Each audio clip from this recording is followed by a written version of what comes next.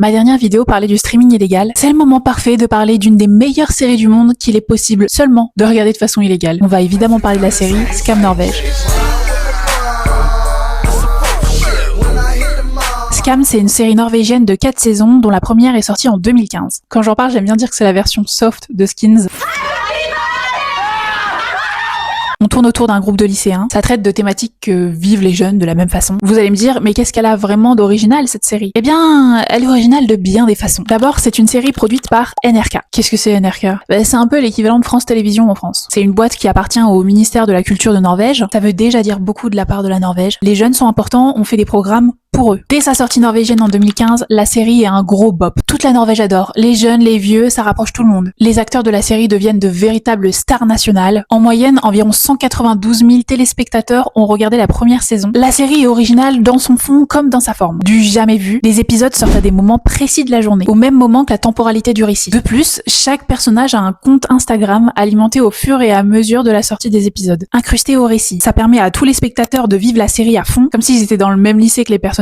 Cette série se compose de 4 saisons. La première saison tourne autour du personnage de Eva et sa relation compliquée avec son petit copain Jonas. Ça sous-traite aussi un peu le sujet de l'alcoolisme. La deuxième saison, j'ai l'impression la préférée des fans, se focus sur Nora, la woke de la bande qui va se mettre à sortir avec le mec le plus détestable de Norvège. Il y a une thématique, sous-thématique de l'abus sexuel. La troisième saison se tourne pour la première et seule fois vers un homme, Isak et sa bande de potes. La thématique centrale sera l'homosexualité et sous-traitera les troubles mentaux.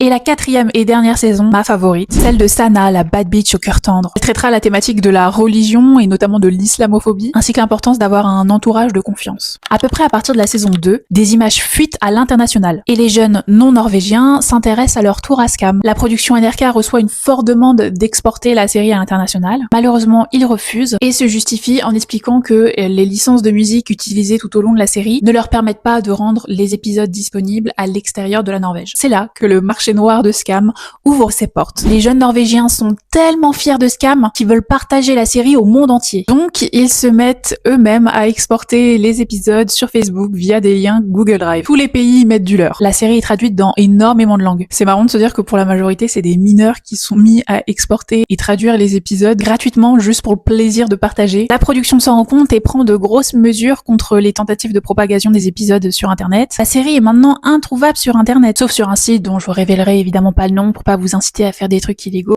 Love Scam sur Google. Début 2018, la réalisatrice accorde les droits à l'international. Attention, elle donne les droits pour faire des remakes. Elle est pas en possibilité ni en droit d'exporter la série originale à l'international. À peine elle donne les droits et le monde entier se rue sur la production de leur propre remake. Scam France, Scam Espagne.